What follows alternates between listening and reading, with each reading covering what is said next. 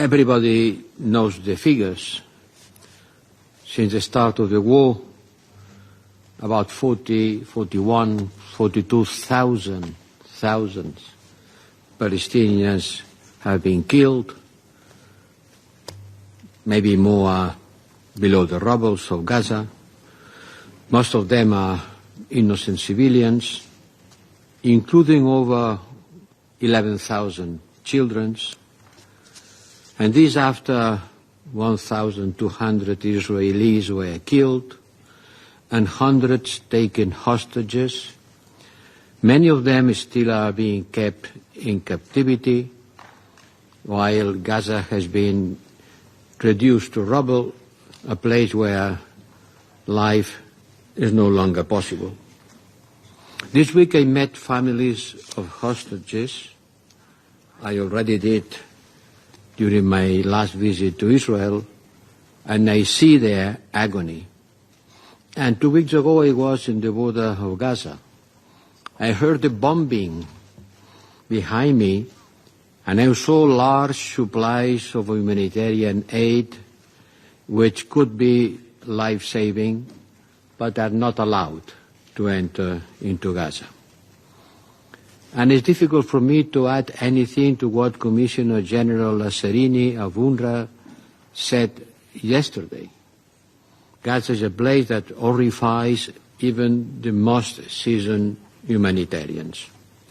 And I want to use this opportunity to pay tribute to UNRWA, of which 222 staff members have been killed.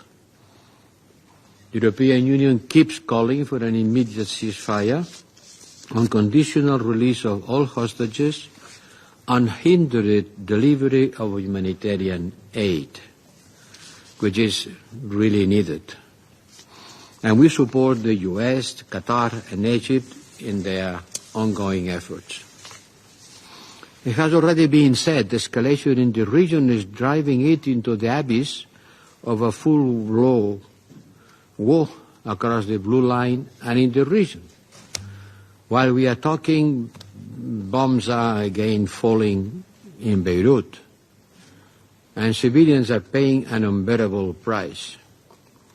The Foreign Affairs Council of the European Union, which I am proud to represent here, supports the French and American efforts for an urgent ceasefire in Lebanon and implementing the United Nations Security Council Resolution 1701 by your parties. It is essential, but allow me to remind that this resolution was adopted 20 years ago, and we are still asking for it to be implemented. Also on the West Bank, including East Jerusalem, it's about to fall off a cliff. And we continue condemning violence. The European Union continues condemning violence, all kinds of terrorism and settlement expansion. We have adopted sanctions on terrorist organizations such as Hamas, but also on some of the extremist settlers. And as many have said, sorry, but West Bank is becoming another Gaza. And you can see the videos of bulldozers destroying roads, destroying water supply systems, destroying sewerage, all that on the name of fighting against terrorism, of course.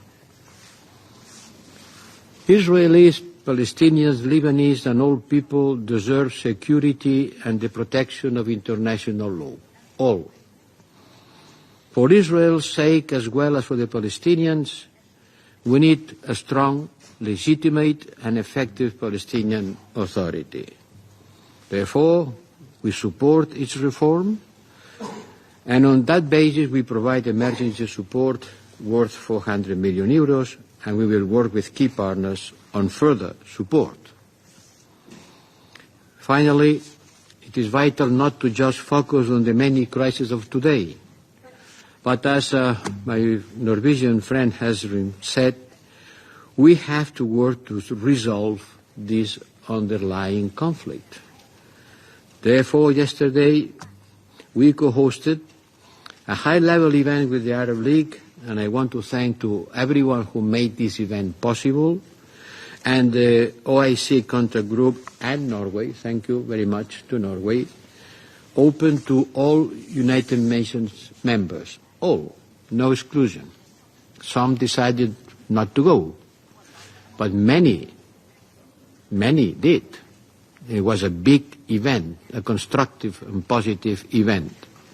Under the chairmanship of Prince Faisal of Saudi Arabia, we launched this global alliance for the implementation of the two-state solution. Well, in fact, for the implementation of the Palestinian state, because the other state has already been implemented. And under its umbrella, all states and international organizations can bring together their practical measures to bring about a free Palestine next to a secure Israel. And I want to stress it. We want the security of Israel. We, Europeans, we ask for a free Palestine next to a secure Israel. Taking responsibility means that we must not only say what we oppose. I don't want this solution. Okay. Then what is your solution? If you don't want the two-state solution, which is the solution? Someone knows a better one that can be explained and implemented? We have to act if we want to achieve. We will do this work with the whole world, quickly, because every day costs lives. But in the end, it is up to Israelis and Palestinians to make their own peace. And I know that both people experience this conflict as an existential one. Both fear the other want to destroy them. The Israelis fear to be thrown to the sea, and the Palestinians to be thrown to the desert. Extremist forces do their worst to fan the hate that killed Rabin. The hate that killed Rabin, and the same voices that were pushing for killing Rabin now are being heard again. So all of us must help the societies to speak each other. Understanding the suffering of the other is certainly the most difficult challenge and the most difficult thing to be done by people in conflict. But it has to be done. And we Europeans, we can maybe to present an example of this has been done. Let nobody say that this is not the time for the two-state solution. When was the right time? When will be the right time? How many more people has to die before it is the right time? The Palestinians are a people that refuse to die. Le peuple palestinien est un peuple qui ne veut pas mourir. People who not die as people. Absurd than anti-Semitism. There is nothing more absurd than to hate and to kill a human being because he belongs to another group, another ethnic, or professes another religion. And anti-Semitism has bring the humanity to the worst crimes. So please, don't let this word to be banalized. We refuse any anti-Semitic approach to this problem.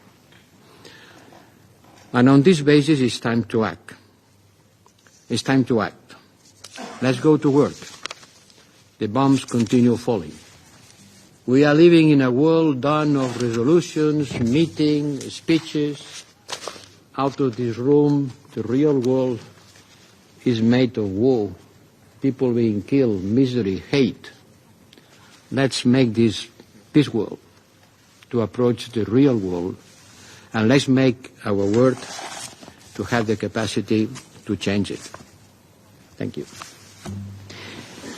I thank His Excellency Mr. Borrell Fontelles for his statement. There